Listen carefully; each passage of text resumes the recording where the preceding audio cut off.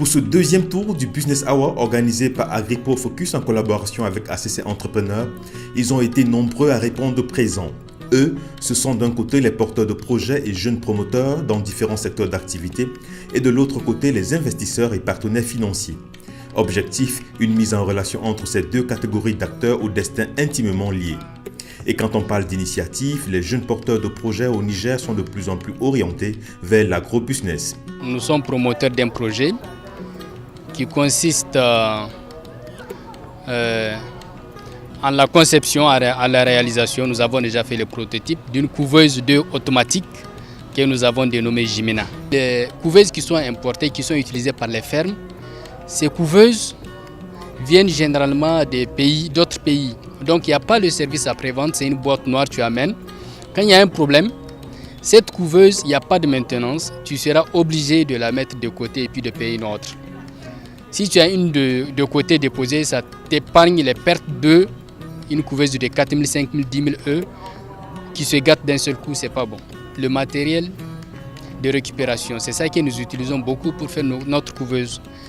Et le déchet électronique constitue un sérieux problème planétaire, pas en Afrique seulement. Une télé qui se gâte, un ordinateur qui se gâte, qu'est-ce qu'on fait avec les composants électroniques? Donc c'est ça que nous récupérons pour fabriquer la couveuse. Nous sommes une équipe porteuse d'un projet de transformation des pastèques en jus naturel. La pastèque ou bien les produits locaux que le Niger cultive, c'est de là que nous pensons transformer les produits locaux en produits finis, comme par exemple la pastèque. Le constat que nous avons fait, le premier constat, nous avons constaté que le Niger est devenu un carrefour d'importation de produits agroalimentaires, comme par exemple le jus, avec des variétés et surtout contenant des produits chimiques qui auront sans doute des conséquences sur l'organisme. Nous sommes une structure d'accompagnement à la création d'entreprises. Nous aidons spécifiquement des diplômés de l'enseignement supérieur à s'engager dans le processus d'insertion au travers de la création d'entreprises. Et Agripo Focus est une structure de réseautage.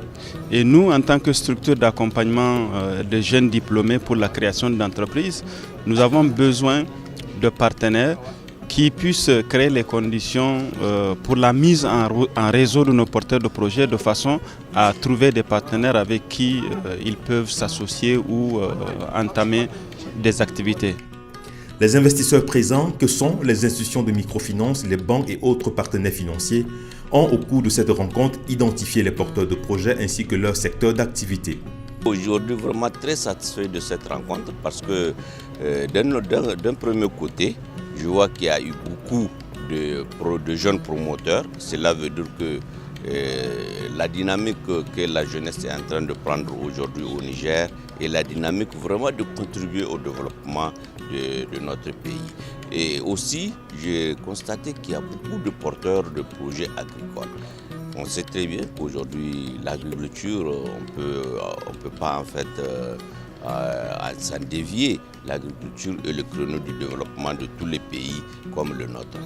Et ce sont des projets à forte valeur ajoutée qui peuvent intéresser tout investisseur. Les projets que les jeunes ont présentés, je pense que c'est une bonne chose et ça commence à venir de par déjà les profils et les projets qu'ils portent. Je pense que c'est fort encourageant et ça, nous, le travail qui nous reste, c'est de pouvoir être avec ces jeunes pour les aider à mieux affiner leurs projets et pouvoir les rendre plus bancables et les réaliser. Ce deuxième tour du Business Hour a encore réussi le pari de rapprocher davantage ces deux catégories d'acteurs, tous satisfaits de l'initiative. Nous avons échangé des contacts et ça s'est bien passé. Nous avons apprécié, nous avons pris des rendez-vous et l'environnement y était. L'initiative, elle est louable.